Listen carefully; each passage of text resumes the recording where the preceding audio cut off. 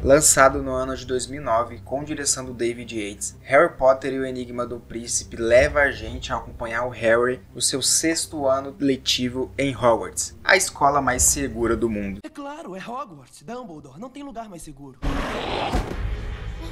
Fala tropa, aqui é o Diego, host do canal Nerd Modesto, e nesse vídeo a gente vai discutir um pouco sobre esse filme, que é talvez o filme mais polêmico da saga, porque é meio que senso comum entre os fãs que esse é o pior filme da franquia, e aqui eu quero deixar claro que eu não li os livros, então a minha leitura desse filme é simplesmente a leitura de quem só assistiu o filme, e eu fiz isso ontem, pra te falar a verdade, eu reassisti o filme pra trazer essa discussão com vocês, porque eu lancei um vídeo com uma tier list dos melhores e os piores filmes da saga do Harry Potter, e eu coloquei esse como o pior filme da franquia, baseado no que eu tinha assistido há muito tempo atrás. E eu retornei para assistir esse filme, eu consegui extrair tanta coisa do filme que eu pensei, bom, por que eu não faço um vídeo para falar sobre esse filme, já que eu tenho tanta coisa para falar sobre? Bom, o que você precisa saber é que esse é um filme dirigido pelo David Yates, e isso diz muito sobre a qualidade do filme. Os fãs que leram os livros consideram o livro da franquia o melhor livro da saga disparado, e isso também é um dos motivos que fazem com que os fãs não gostem tanto desse filme, porque a expectativa depositada nele meio que não foi suprida, já que o livro é considerado o melhor livro da franquia.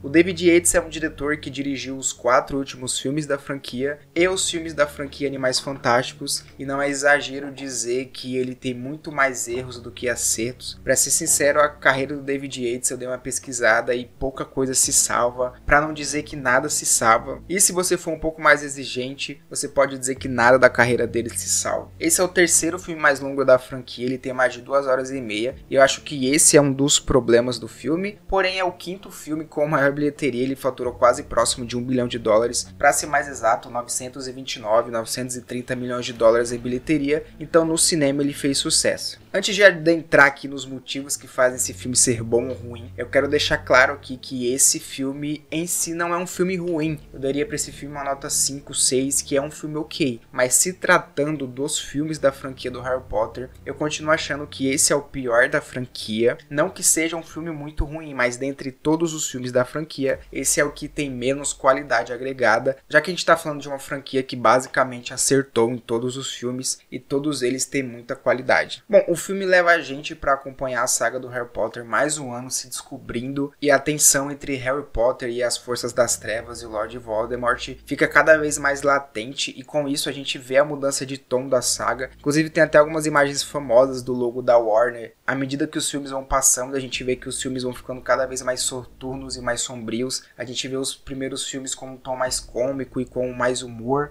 e com um tom mais leve de se levar, e à medida que os filmes vão se passando, vai ficando cada vez mais sombrio, porque à medida que a batalha final vai se aproximando, a gente vê que o Lord Voldemort vai adquirindo mais poder, vai adquirindo mais influência no mundo, então automaticamente eu acho que a franquia faz bem isso em levar a gente cada vez mais a entender que o mundo é muito mais sombrio do que a gente imagina.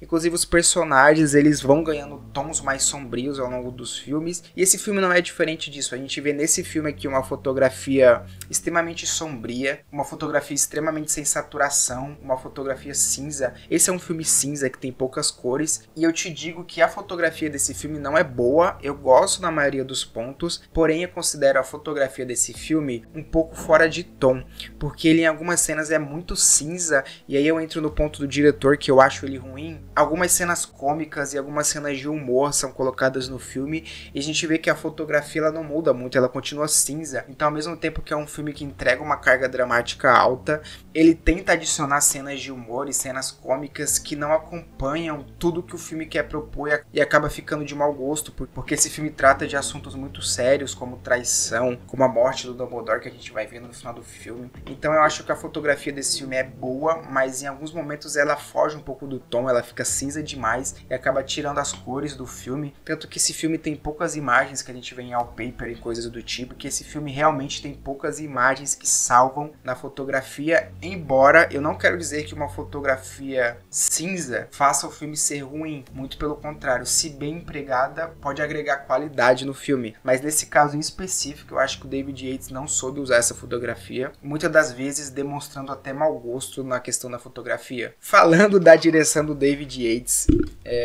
claramente ele não é um bom diretor. E eu não sei porque a Warner insiste em colocar esse cara pra dirigir os filmes da franquia do Harry Potter, porque ele não tem muito bom gosto, ele não coloca cenas memoráveis do filme, ele quer explicar algumas situações do filme, mas ele sempre usa a pior estratégia e o pior diálogo possível para explicar algumas cenas. Te dar um exemplo. Eles querem mostrar que o Harry Potter amadureceu na saga, nesse filme, correto? Ok, normal. E existem várias maneiras de você mostrar o crescimento de um personagem. E tem uma cena em específico que o Harry Potter vai conversar com o Dumbledore mais pro final do filme. E aí, pra dar a entender pra gente a maturidade do Harry Potter, tem um diálogo péssimo em que o Dumbledore fala pro Harry assim: Harry, você tá precisando se barbear. E claramente o Harry Potter não precisava se barbear, porque corta pra cena sequente o Harry Potter com a cara praticamente lisa, sem nenhuma barba. Oh, Harry. Precisa se barbear, meu amigo. Sim, senhor.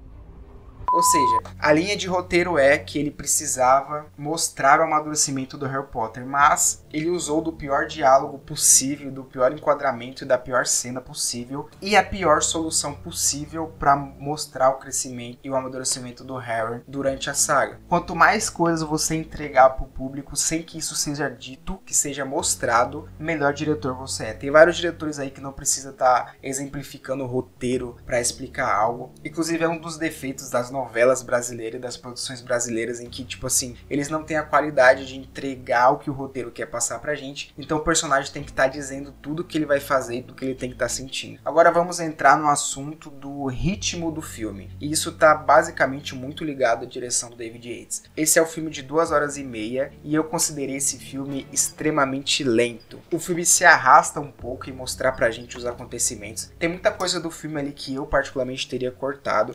Esse filme dedica um tempo absurdamente longo para demonstrar cenas amorosas e de beijo. Ele tem muito mau gosto em demonstrar que os jovens estão crescendo e querem, afinal de contas, namorar, com alguns diálogos muito expositivos e algumas cenas que ele parece estar forçando isso pra gente, sendo que a gente quer entender quem é o príncipe mestiço e tudo que a trama envolve, mas ele fica mostrando pra gente toda aquela situação de namorica do Rony com aquela menina, e a Hermione extremamente burra nesse filme, sendo que ela é muito inteligente, sendo apenas alguém que gosta e que precisa correr atrás do Rony. E essas coisas pra mim fazem um filme longo, e eu entendo que eles queriam adicionar um tom cômico no filme, porque esse é um filme já muito pesado, mas eu acho que essas soluções particularmente não funcionaram, e é isso que faz o filme ter um ritmo um pouco lento, na minha opinião. Mas no final das contas, aqui pra fechar a minha opinião sobre esse filme, eu não acho esse filme de todo ruim. Quando eu assisti esse filme alguns anos atrás, eu de fato achei ele bem ruim, mas reassistindo agora eu não acho ele tão ruim assim. Ele tem muitas coisas boas.